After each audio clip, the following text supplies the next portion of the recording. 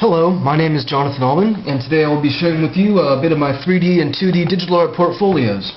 So I'd like to start with some of the work that I do in 3D Studio Max, which is primarily environmental, character, and I'd say like static asset design for video games.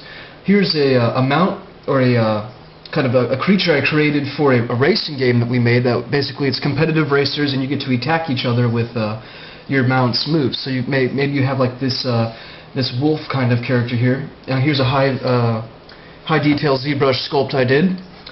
And let's see, a lot of what is involved is the mirror brushes and getting a very good symmetry on both sides, muscle groups, and showing different features and whatnot. Basically, as much detail as we can fit in on a model is what we will do. And let's say here's another creature which had like a tongue attack. He's kind of like a salamander, and he could like spit out his tongue and latch onto the guy in front of him and pull him behind you, so you can pull ahead in the race. So if you can see, here's the low poly resolution, which was about 6,544 triangles, and in the high resolution, as much detail as we can fit on there. You know, with the bumpy skin is kind of glossy too, and he's lacking texture in these renders because I didn't texture those characters. Here's an environment that I did in ZBrush for one of the towns you could go to actually breed the mounts and trade and use the mount system that we had. You could basically switch your vehicle out like a racing game. And here if you can see, is a spiral staircase on the interior there.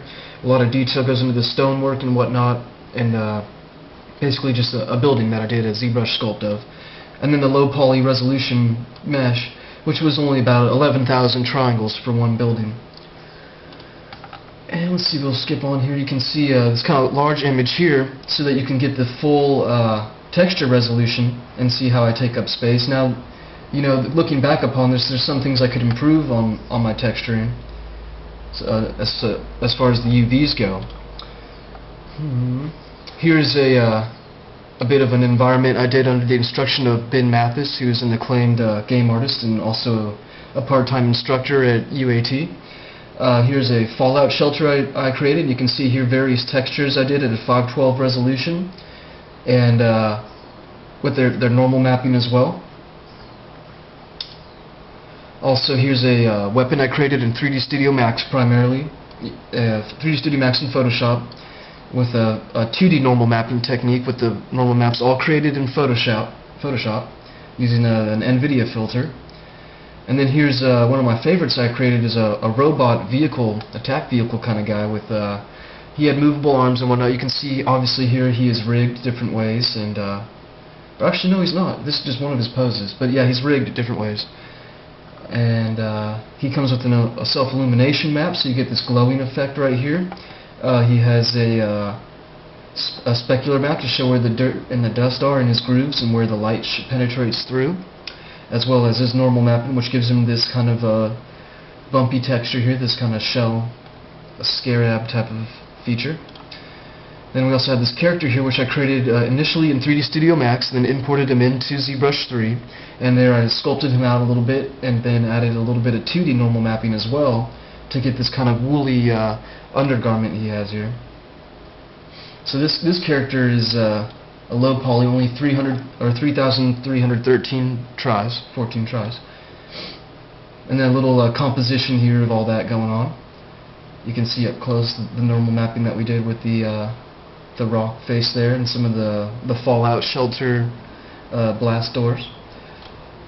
And then here's a Spartan helmet, textured and created in ZBrush 2. Of course, I would like to finish adding the plumes there someday. And then here's an environment experiment I did in 3D Studio Max and Photoshop. Let's go back to that. I actually wanted to show you. So here we have a bunch of oh my. We have a bunch of what happened? Yeah, there we go. So I have a bunch of like graffiti art that I did laid out on different pieces of sheet metal and different like planks of wood and mattresses and beer bottles and oil drums and whatnot, just showing examples of my different texturing skills. You know, you have plywood here and all kinds of different building materials, basically like Lincoln logs. And so then I was able to assemble them into kind of like a little base here, like a little house that some homeless guys might have lived in or something. Then I'd also like to show you some of my character art. Here's a female character I did maybe about a year or two ago. Close to 5,000 triangles, a lot of detail on the face with the smoothing groups and whatnot. And then I took her into ZBrush, and as I was learning ZBrush, I just went ahead and started sculpting out with the mirror brushes, a different kind of like a body armor, like almost a synergistic xenocyte kind of organism that thrived on her skin and created an armor shell. So here you can see like the different materials used, like a skin material with different highlights for the palms of the hands and the eyeballs and whatnot, and then just going ahead and just really having a fun time with the ZBrush sculpt, trying not to stray too far away from my initial model. Then I have here's Chan Yuen, which was a combatant for almost a Street Fighter or Mortal Kombat kind of brawler game that we made. And he was a very ninja-esque kind of kung fu master. Comes with just two very simple 512 by 512 diffused textures for his hair and skin, his armor and whatnot. I used a lot of the golden highlights in there to get this kind of border around a lot of his armor there. And you can see also there's a lot of mirroring going on too. Here we used some of the same texture space for multiple areas.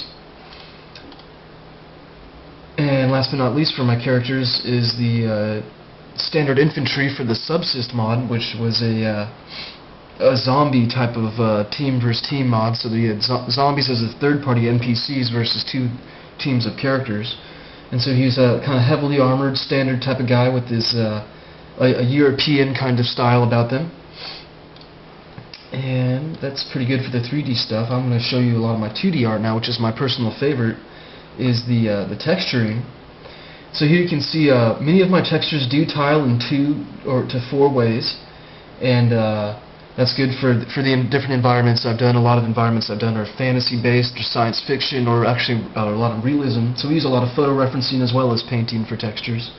You can kind of tell the difference between the painted ones too. Like here you'd say is a painted one with a bit of the photographic reference in there. This one is entirely painted with a Photoshop overlay of some wood grain on the actual boards. This one here is painted with the stone overlay. And we'll get a better look at some of the other ones too. Here's some more that were actually for the Subsist mod. Many of them texture in 4 different ways and are for floors or walls or different parts of the environment that we created. This one right here actually has an alpha map where you can see through the whiteness, the white circles there, so it creates kind of like a oh, I can see my enemy running below me or above me or through the wall. You can see through that holy metal there. And then I'd also like to show you some of the concept art here, something I did for the Apollo mod. These are the bad guys called the Bees. They have kind of I think B stood for like biologically engineered and enhanced soldier, and they had a kind of like a waspy appearance to them, the kind of vicious, aggressive waspy nature, and had like electric spears and samurai swords and whatnot, kind of interesting characters for the bad guys.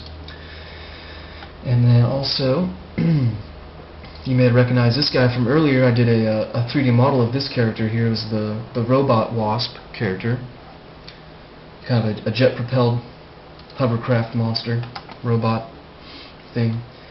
And also, let's see, here, yeah, some of these paintings here have sold for a lot. I've sold this painting before for $300. The initial one I sold for $50, different size printouts.